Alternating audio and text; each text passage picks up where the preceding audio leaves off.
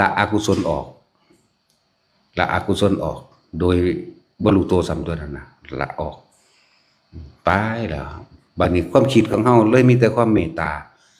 มีแต่ปรารถนาหวังดีอยากให้ผู้อื่นมาเห็นแบบนี้เด้มาพ้อแบบนี้เด้ตั้งแต่กี้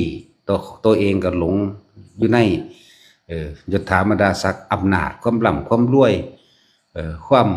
มีหน้ามีตาความคนยกย่องเชิดชูแลนพอบ่หาเงินถ้าคนย่องมาเนี่ยก็ยิ้มหัวเขาบ่ถามยิ่งกว่านั้นกับตอบเอาเองก็ได้บอกเอาเองไปเลยก็ได้อวดขึ้นมาเลยก็ได้ตะกี้เจ้าของเป็นแบบนั้น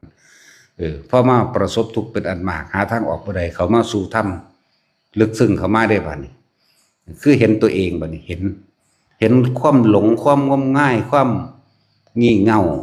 ความโง่ของเจ้าของเองเกิดสำนึกได้ก็ว่าเจ้าของประสบทุกข์แล้วประสบบ่ได้ดังใจแล้วนั่นแหละประสบความบ่ได้ดังใจ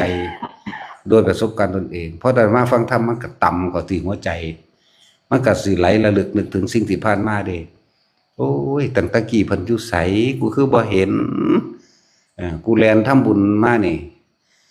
แต่ว่าใส่คำว่าทำบุญจักบ่ล่ะกูแลนทำบุญมานี่บางหัน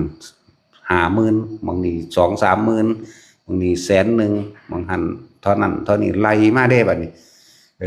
บัดมาได้ยินได้ฟังเพิ่นอธิบายแล้วพวกเจ้าบ่ได้ทำบุญพวกเจ้าไปเฮ็ดเอาหน้าพวกเจ้าไปเอาคำย่องแล่นไปพุ่นพี่เขาเชิญไปเป็นประธานเขาเชิญไปเป็นเจ้าภาพเขาเชิญไปเป็นผู้บรรยายจังซี่เขาเชิญ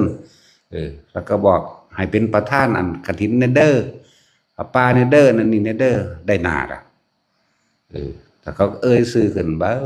มันบ่ได้เหลียวเบิ่งตีนเด้มันสิเงยหน้ากันจักหน่อยเบิดพวกนี้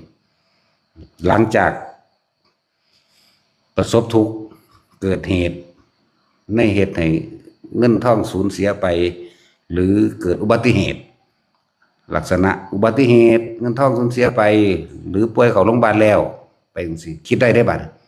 แต่ว่าฟังธรรมจะคิดได้พวกนี้ก็เลยว่าคนส่วนมากจะคิดได้เมื่อสายไปแล้วเหมือนสตินั่นแหละมันจะมีก็เมื่อได้พลาดไปแล้วสติจะมีขึ้นมาได้เมื่อได้ทำความผิดพลาดไปแล้วเงินจะมีค่าตอนที่มันไม่มีนั่นแหละตอนที่มันมีมันบ่ได้คิดมันใส่แบบสุรุ่ยสุร่ายไปเอาไปเลยโปะไปเงินจะมีค่าตอนที่มันไม่มีสติที่มีค่าจะมีค่าตอนที่มันได้เสียไปแล้วได้ผิดพลาดไปแล้ว